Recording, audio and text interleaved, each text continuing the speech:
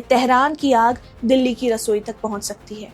LPG کی کمی کی وجہ سے کشمیر کے ہاسپٹالٹی سیکٹر میں بھی آنے والے دنوں میں نقصان پہنچ سکتا ہے۔ اس جنگ کے بعد ہندوستان میں LPG گیس سلنڈرز کی قیمت ایک سال میں پھر سے بڑھائی گئی۔ ریسٹورینٹس اور ہوٹلز کو سلنڈرز حاصل کرنے میں مشکل پیش آ رہی ہے۔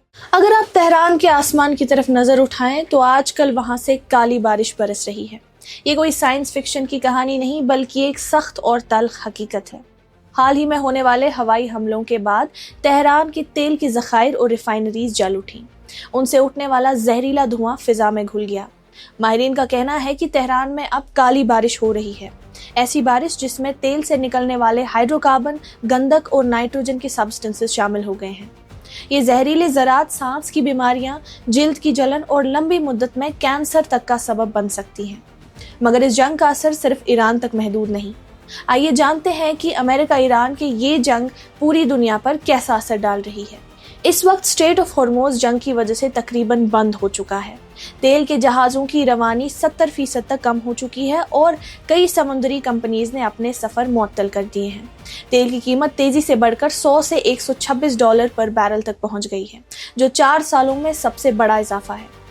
ہندوستان کی معیشت اور ٹرانسپورٹ زیادہ تر درآمد شدہ ایندھن پر چلتی ہے، اور جب دنیا میں تیل مہنگا ہوتا ہے تو اس کا جھٹکا سیدھے عام انسان تک پہنچتا ہے۔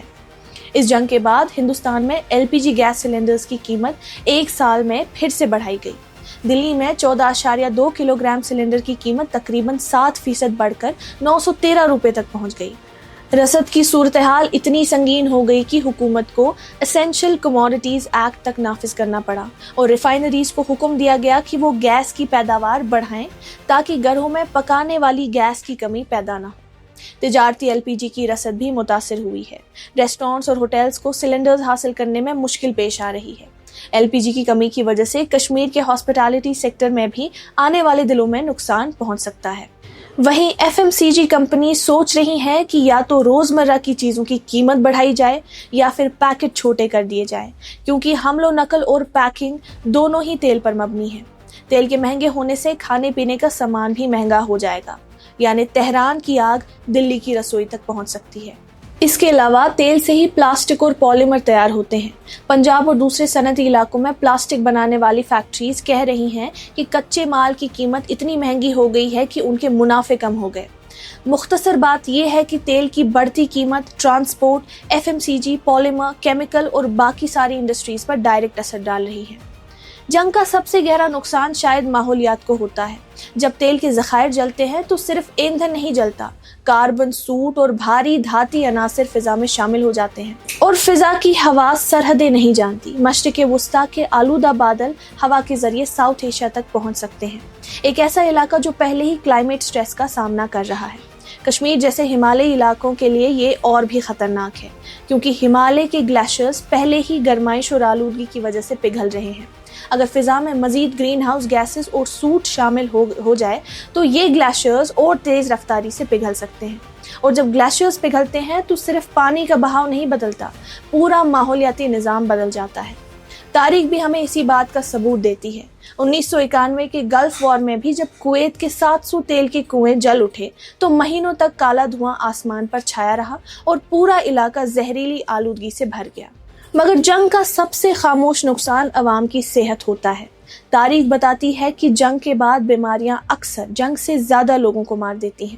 2003 کے عراق وار کے بعد بھی کئی سٹڈیز نے دکھایا کہ آلودہ پانی اور ماحولیاتی زہریلیت کی وجہ سے پیدائشی نقائص اور کینسر کے واقعات بڑھ گئے۔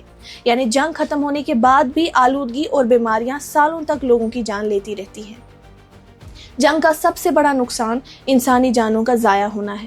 اس جنگ کے چند ہفتوں میں ہی 1300 سے زیادہ ایرانی شہری ہلاک ہو چکے ہیں، جن میں تقریباً 200 بچے بھی شامل ہیں۔ ایک حملے میں ہمروزگان پروونس کے مناب گرلز اسکول پر میزائل گرنے سے 160 سے 180 لوگ جان سے گئے، جن میں اکثر اسکول کی بچیاں تھیں۔ یہ صرف عدد و شمار نہیں، یہ پورے نسلوں کا خاتمہ ہے۔ ایران کا کہنا ہے کہ پچھلے 11 دن میں امریکہ اسرائیل نے تقریباً 10,000 سویلین سائٹس پر بامبنگ کی ہے۔ پہلے پریزیڈنٹ ڈونالڈ ٹرمپ کا رویہ کافی سخت اور اگریسو تھا۔ انہوں نے کہا تھا کہ ایران کے ساتھ کوئی ڈیل نہیں ہوگی جب تک انکنڈیشنل سرنڈر نہ ہو۔ انہوں نے ملٹری سٹرائکس کو جسٹیفائی کیا اور کہا کہ یہ حملے ایران سے آنے والے خطروں کو ختم کرنے کے لیے ضروری ہیں۔ اب ٹرمپ ریپبلکنز کو کہہ رہے ہیں کہ یہ کانفلکٹ بہت جلدی ختم ہو سکتا ہے، اور اس آپریشن کو انہوں نے شارٹ ٹرم ایکسکرشن کہا۔ جب گلوبل لیڈرز کے بیانات اتنی جلدی بدلتے ہیں تو یہ صرف سیاست نہیں ہوتی، یہ رویہ کبھی کبھی دنیا کے امن اور سٹیبلٹی کو بھی خطرے میں ڈال سکتا ہے۔ جب ہم جنگ کو صرف نقشوں اور سرحدوں کی نظر سے دیکھتے ہیں تو شاید ہم اس کا اصلی نقصان نہیں دیکھ پاتے، کیونکہ جب بامز گرتے ہیں تو صرف عمارتیں نہیں گرتی، ہوا جلتی ہے، پانی جلتا ہے، زمین جلتی ہے اور انسانی جانیں چلی جاتی ہیں۔ اور پھر ایک سوال یہ رہ جاتا ہے کہ اتنی قیمت چکانے کے بعد اگر جنگ جیت بھی لی جائے تو کیا واقعی کوئی جیتا ہے؟ مزید رپورٹس کے لیے دیکھتے رہیے کشمیر آبزرور۔